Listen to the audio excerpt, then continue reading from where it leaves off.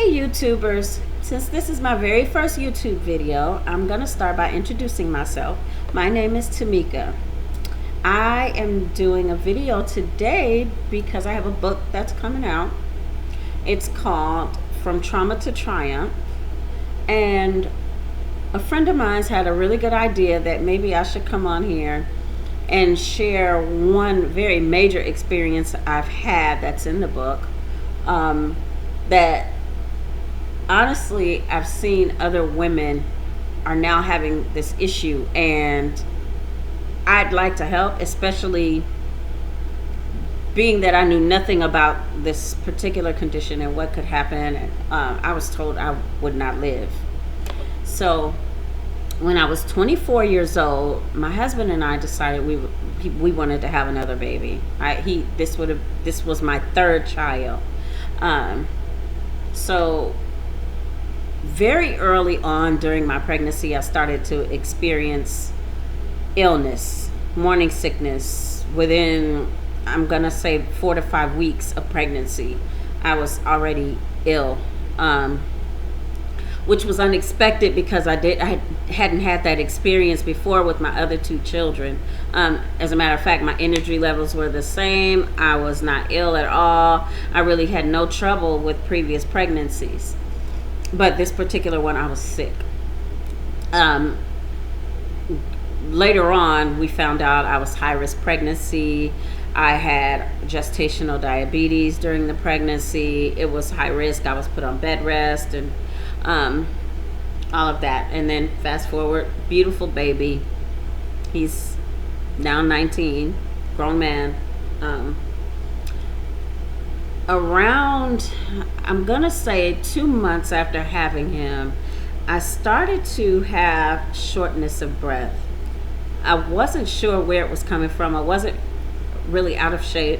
As a matter of fact, during that time, I believe my husband and I were heavily into weight training and things like that, so we were healthy. And then not long after the shortness of breath, there was pain. I started to get pain, and the pain was in my stomach, but it was really, really, really bad. And I went to doctors, and my own doctor actually told me I was making a big deal of nothing.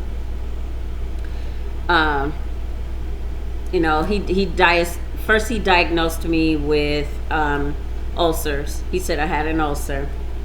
He sent me to a doctor. He gave me medication. Then we found out that wasn't it. Then he said it was bronchitis. We found out that wasn't it. And then the very last time that I went into him, I was in pain enough that I was crawling into his office. I had swelled. People were asking me if I was pregnant again. I looked 8 months pregnant. I had gone from 145 pounds to about 165 within a matter of 2 weeks. I was filling with fluid and I didn't know. And he told me that I had gallstones. So he gave me medication for that, and he told me to drink a lot of fluid, which I was retaining fluid, so this made it worse. I started vomiting. I couldn't eat food at all. I couldn't go to the bathroom at all. This went on for several days, and eventually a friend of mine who worked for Kaiser Hospital, she told me to go to the county hospital because that's where the great doctors were. And I had already been to emergency rooms and everything. They just kept giving me stuff for pain and sending me home. And meanwhile, I'm in so much pain, I felt like I was in constant labor. Only I had already had my child, so that's how painful it was. When I finally did go into the county hospital, which is Highland, if you're from Oakland, California, you know. I went into Highland, and initially they thought it was a gallstone as well. They thought the gallstone had exploded. So what they did was gave me more fluid, gave me another, they gave me an IV. They started flushing me. And my condition just got worse and worse. I just kept filling with fluid. I couldn't breathe by this point.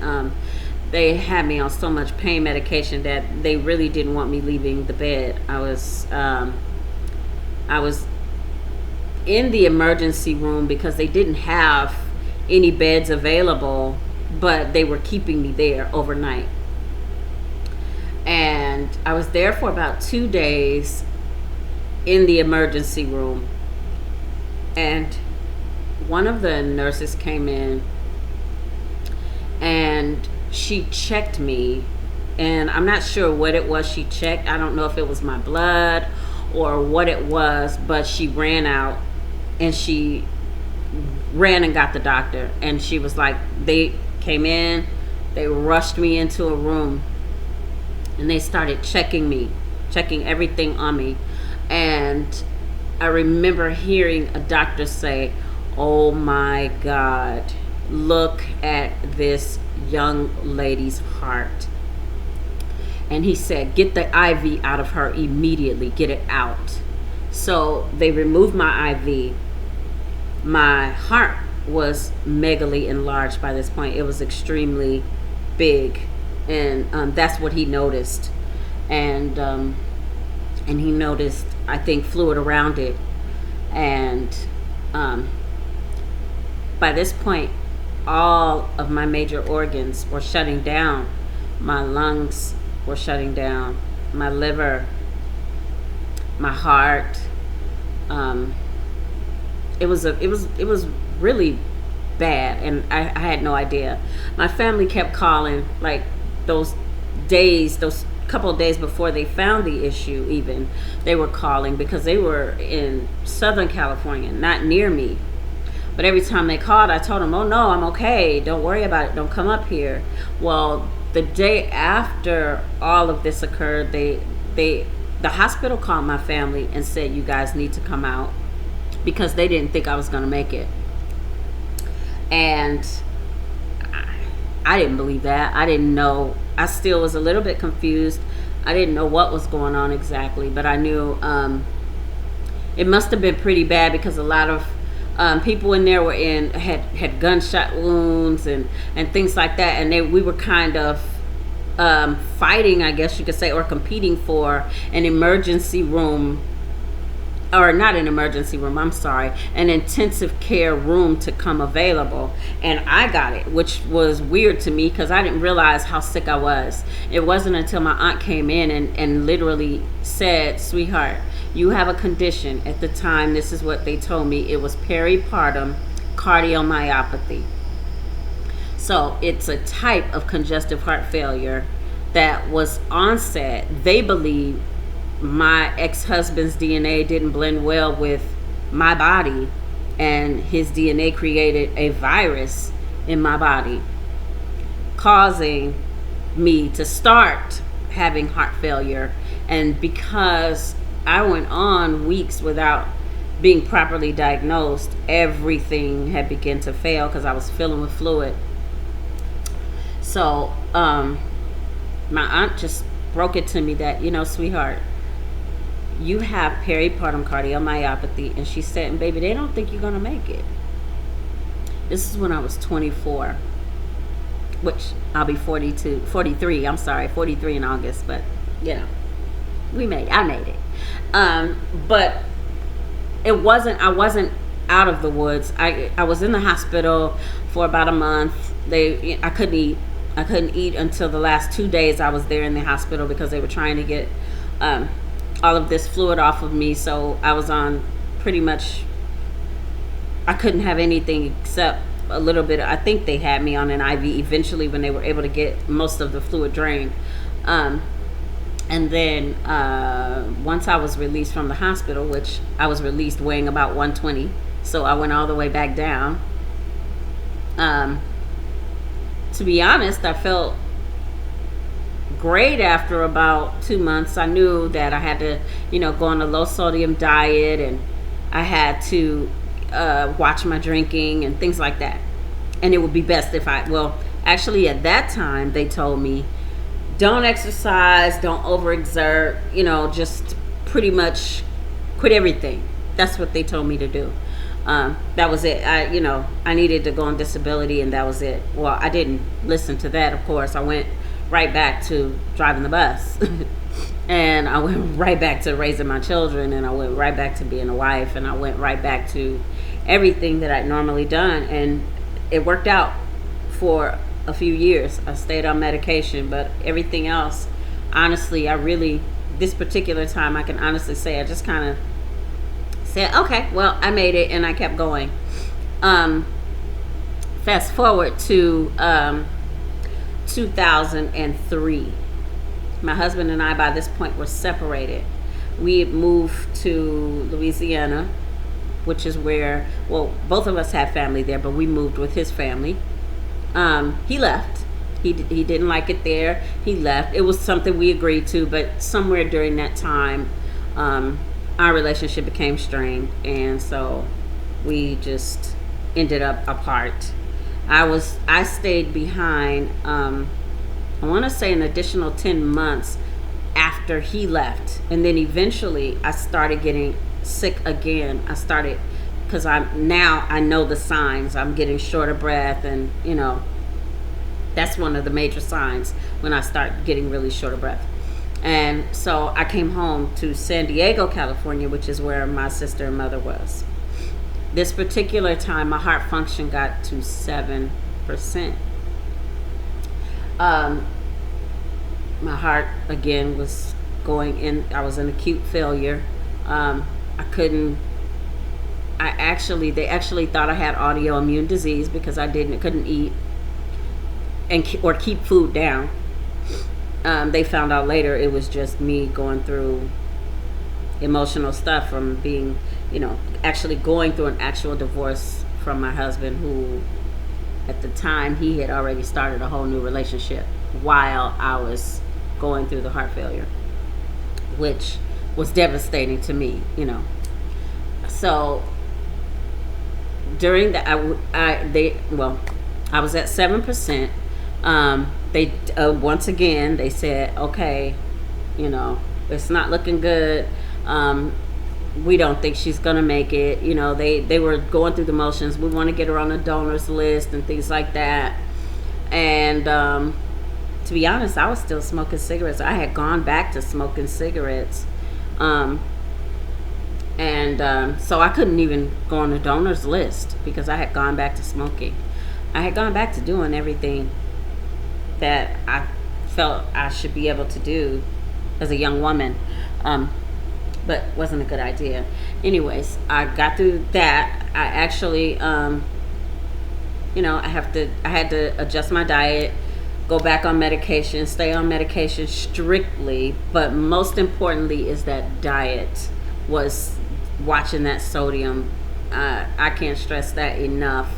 And so then I got through that period. After it took me about 7 months to fully recuperate, and I the friend who suggested I do this video, he actually helped me a lot during that period. He sat in the hospitals with me, and he helped me get through a lot. And then fast forward again, and I literally slowly changed my lifestyle. So I studied holistic nutrition so that I would know what to eat. I started working out twice a day. I did this consistently once I gradually worked my way up, consistently for about 7 years. And then I met a guy.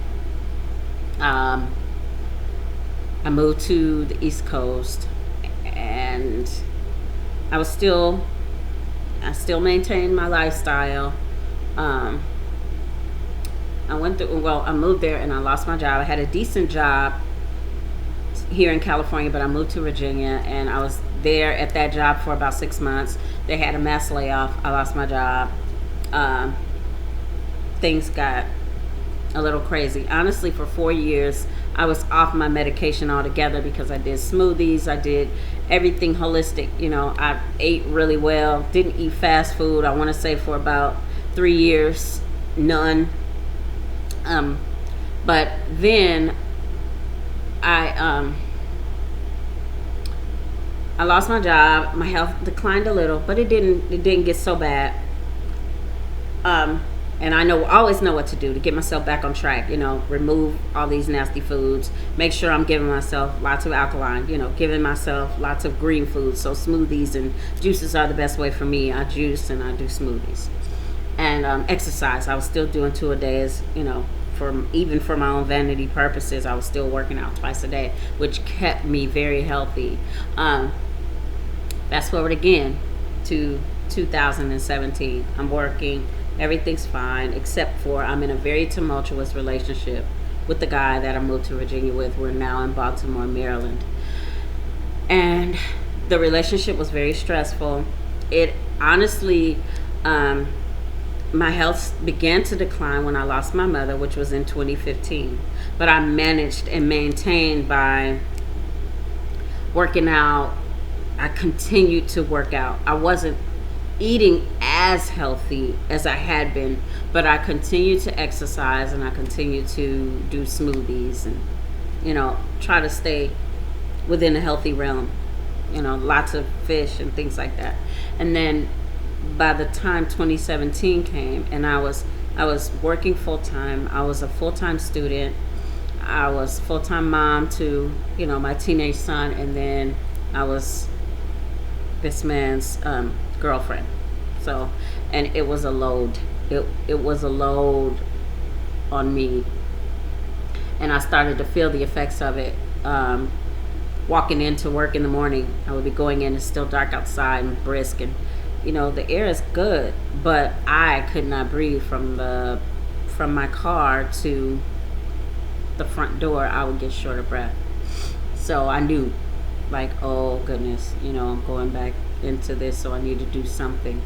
But I really couldn't fit in my mind. I couldn't fit in the things I was trying to do, and I couldn't get help. Honestly, my son was at odds with my man, and man is at odds with my son. Nobody wanted to help. Nobody. It was just on me.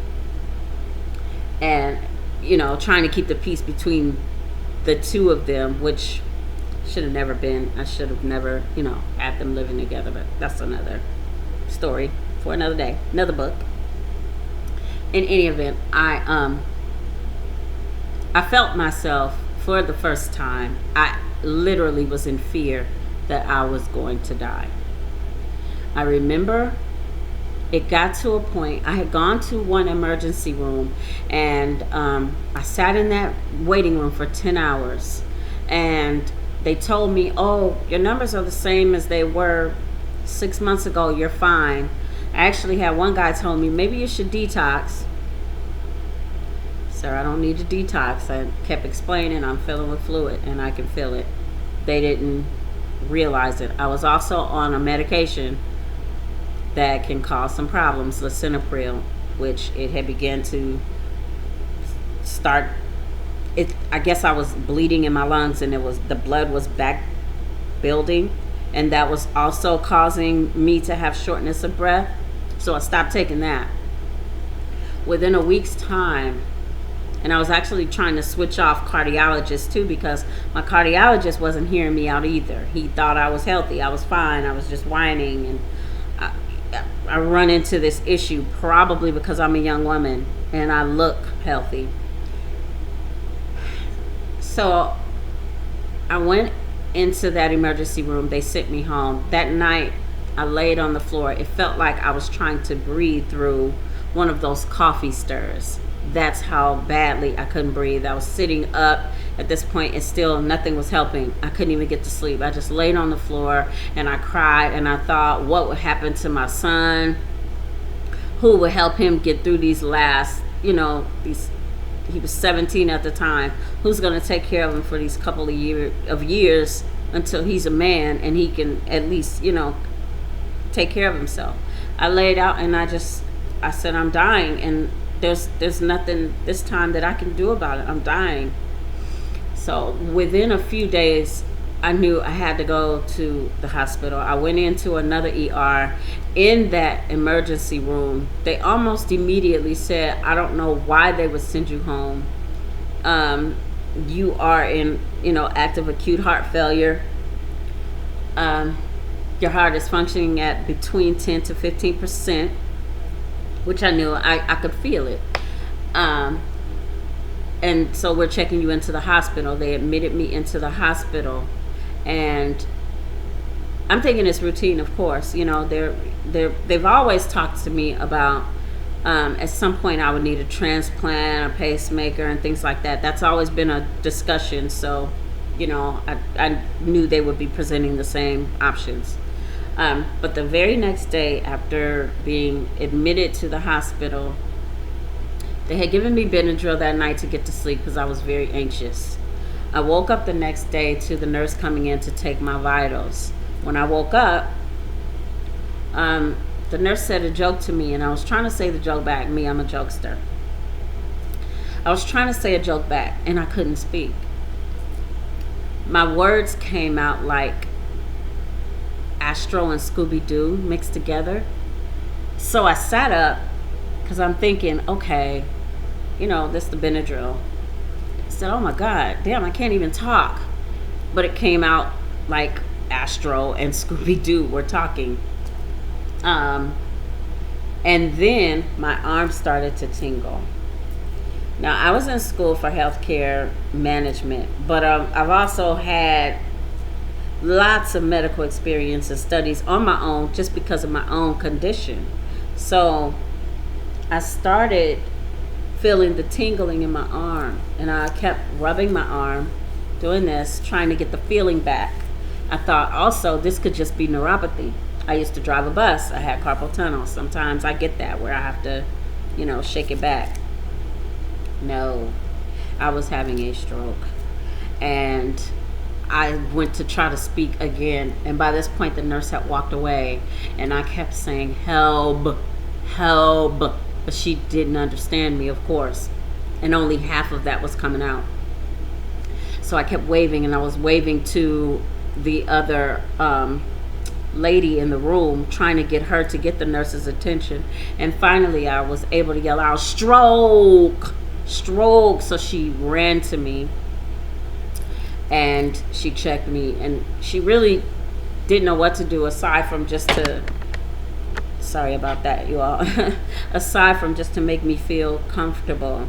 And she just kept saying, it's okay, it's okay. And I kept saying, no, it's not. Stroke, stroke. The way, you know, like Astro and Scooby-Doo mixed together. So, long story short, or the story has already been, 22 minutes and 53 seconds long. I just wanted to come on. I'm sorry. The end result of this was I was in the hospital for 14 days. They wouldn't let me leave without what's called a life vest, which is the external defibrillator that would shock my heart in case it stopped. So I got that, and within, I want to say 2 months of having that, they got me scheduled to get an ICD, which I have here. I always show my scar. I love my scar. I don't know why. I'm just, proud. So I have an ICD, which was something that I avoided as a younger woman because I thought, vanity, honestly. How am I going to date and explain a pacemaker? How am I going to, things like that. So, oh no, battery's going dead. So I'm going to cut the video short, but I just wanted to come on and explain to you all one of the experiences, and to say I can, if there's anybody who needs help, first off, I can help if you've had this experience or you know someone, but just saying to be mindful of what's happening with our bodies, and don't give up ever. Don't ever let somebody tell you you're done, this is it, you're gonna die. They've told me that so many times. Here I am, I'm almost 43. I was 24 when they first told me I would die, and if I did live, I'd only be alive for a couple years. That I needed to have a transplant. I have a pacemaker, but I'm still able to do the same things. I still exercise, I can still cook for myself, I live alone, I date. Honey, I date. I'm single. Yeah. So anyway, thank you for listening. I don't know who's going to watch. I don't have followers, but I'm hoping that people will pick up the video and watch it. Thank you so much for listening to my story. Have a good day, y'all.